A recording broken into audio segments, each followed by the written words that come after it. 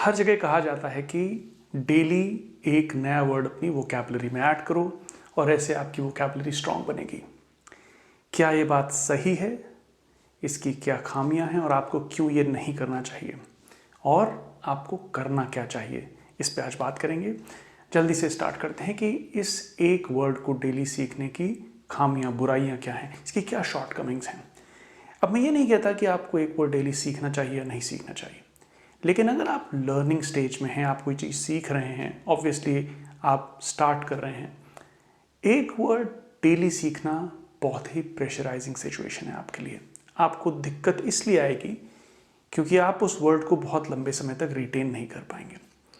Out of context आप चीज़ को उठा लेंगे। मतलब आप कहीं कुछ पढ़ रहे हैं, आपने एक वर्ड देख लिया, आप फेसबुक पे, इंस्टाग्राम पे हैं और एक वर्ड आ गया, उस वर्ड का आपने मीनिंग पढ़ लिया। ऐसे तो आपको उसका मीनिंग आपको लगेगा 10 मिनट, 15 मिनट, 20 मिनट, हो सकता है उस दिन के लिए भी आपको याद रहे कि मैंने हाँ एक वर्ड सीख लिया। लेकिन अगर आप उसका इस्तेमाल नहीं करेंगे तो 5, 10, 15 दिन बाद, और आप क्या डेली एक वर्ड लेके उसका इंटेंसिवली इस्तेमाल कर पाएंगे? तो सोचें पहले इस बात को कि क्या आप 365 वर्ड्स एक साल में सीखने का टारगेट रख रहे हैं अगर, तो क्या आप वो कर पाएंगे? मैं ये नहीं कह रहा हूँ कि आप केपेबल नहीं हैं, मैं ये कहना चाह रहा हूँ कि ये करने से आप उस सारे 365 वर्ड्स अपनी वोकैबुलरी में, एक्टिव वोकैबुलरी में नहीं ला पाएंगे। ऐसा मैं कैसे कह रहा हूँ? पहले तो अपने तजुर्बे से कह रहा हूँ, मैंने जिन बच्चों को करते देखा उनसे ही मैंने बात करी।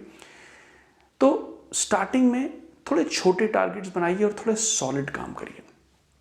छोटा टारगेट मतलब मैं कहूँगा 2-3 वर्ड एक वीक में, एक हफ्ते में 2 से 3 वर्ड, जो कि कम नहीं है। ये मत सोचिए कि आप ये कम है। अगर आप 3 वर्ड एक वीक में कर रहे हैं तो आप साल के 150 वर्ड्स कर लें। हाँ, 365 नहीं है, 150 अच्छे वर्ड्स जो आपके एक्टिव वोकैबुलरी में आए, कोई कम नहीं है। आइए देखते हैं इससे फ़ायदा क्या होगा। पहला फ़ायदा कि आप उन वर्ड्स को रिटेन कर पाएंगे, मतलब अपने साथ रख पाएंगे, उनका इस्तेमाल कर पाएंगे। और दूसरा बड़ा फ़ायदा कि जब आप उनको इस्तेमाल करेंगे, जब आपने कम वर्ड्स अपने आर्सेनल में, अपनी वोकैबुलरी में रखे हैं, तो उनको आप बहुत समय तक इस्तेमाल करते रहेंगे। तो एक वर्ड डेली लेना और ये नियम बनाना कि मुझे एक वर्ड कहीं से ढूंढना है, रैंडमली मिल जाए और मैं उसका मीनिंग पकड़ लूँ, ऐसे नहीं। आप मान लीजिए रीडिंग कर रहे हैं, कहीं कॉन्टेक्स्ट में चीज़ है, कोई कहानी पढ़ रहे हैं, कोई लेसन पढ़ रहे हैं, कोई आर्टिकल पढ़ रहे हैं, वहाँ से आपने एक वर्ड उठाया।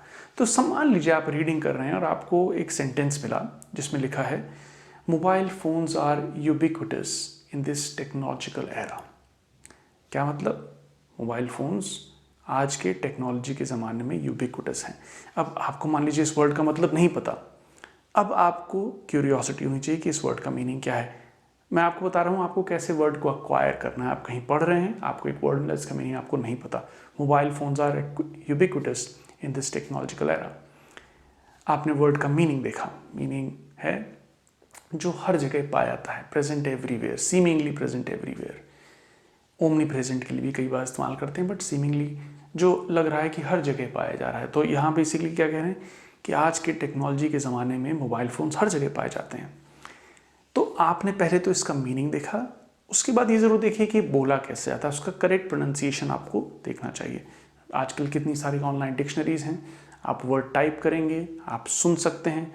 सुनना बहुत ज़रूरी है। गेस वर्क मत करिएगा जब नया वर्ड ले रहे हैं, क्योंकि अगर नए वर्ड की स्टार्टिंग में ही आपने गलत प्रोनाउंसिएशन सीख लिया तो फिर उसको सही करने में आपको बहुत दिक्कत आएगी और आपको पता भी शायद बहुत देर बाद चले कि वो सही उसका प्रोनाउंसिएशन है क्या। तो आपने कुछ पढ़ते समय एक वर्ड मिला आपको, उस वर्ड का आपने मीनिंग देखा और उस वर्ड का आपने प्रोनाउंसिएशन चेक किया। अब आपका नेक्स्ट काम क्या होना चाहिए? उसको एक छोटे से सेंटेंस में इस्तेमाल करना। छोटा सेंटेंस, ये भी बहुत छोटा सेंटेंस है, mobile phones are ubiquitous in today's technological era. तो आपने इसको बोलने का, इसको सेंटेंस में बोलने की प्रैक्टिस ज़रूर करिए। आइसोलेशन में ubiquitous, ubiquitous, seemingly present everywhere ये रटेंगे तो इससे कुछ होगा नहीं। एक छोटा सेंटेंस बना लिया आपने और वो उसको बीच बीच में बोलिए। और भी चीज़ें बोल सकते हैं। तो इंटरनेट इज़ यूबिक्विटस, इंटरनेट हर जगह पाया जाता है।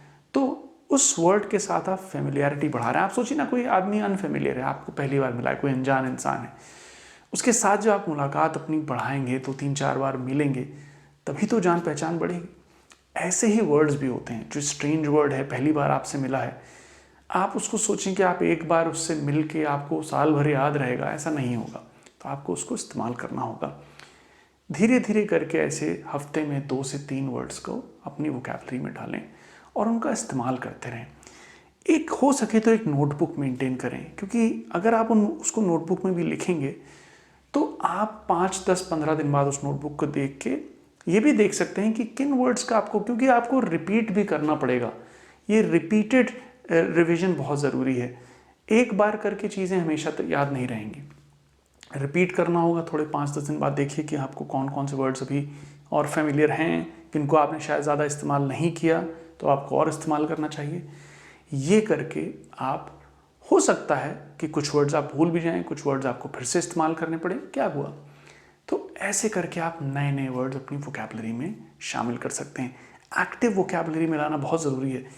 कई लोग होते हैं उनको वर्ड्स बहुत सारे पता होते हैं, लेकिन क्योंकि उन्होंने रैंडमली वो पढ़ लिए हैं, उनको उनका मीनिंग पता है, वो उसको करेक्ट कॉन्टेक्स्ट में इस्तेमाल करना नहीं जानते। तो वो बहुत ज़रूरी है, तभी तो आपको उस वर्ड को जानने का फ़ायदा है। मुझे वर्ड्स बहुत सारे पता हैं लेकिन मैं उनको इस्तेमाल नहीं कर पा रहा हूँ। ये तो ऐसी चीज़ है ना कि मेरे पास चीज़ें बहुत हैं लेकिन मुझे ये नहीं पता इनको यूज़ कैसे करना है। तो एक्टिवली उनको यूज़ करिए। आई am very sure that this will help you. अगर आपके लिए 1 वर्ड पर डे का फॉर्मूला चलता है तो आप चला के देखिए। मैंने बहुत लोगों को देखा है कि वो स्टार्ट ऐसे करते हैं बट कंटिन्यू नहीं कर पाते और बहुत ज़्यादा डिमोरलाइज हो जाते हैं। उन्हें लगता है कि यार अब हमने स्टार्ट किया, हम कर नहीं पा रहे हैं। वो शायद हमने बहुत ज़्यादा अपने आप के लिए अपने आप को बहुत बड़ा टारगेट दे दिया अचीव करने के लिए। ईजी स्टार्ट करिए, अचीवेबल टारगेट्स रखिए और उनको कंसिस्टेंटली फॉलो करिए। कहीं कोई डाउट बना रह गया हो, please let me know in the comments. I am very happy to help you there. Hope it helps. Take care.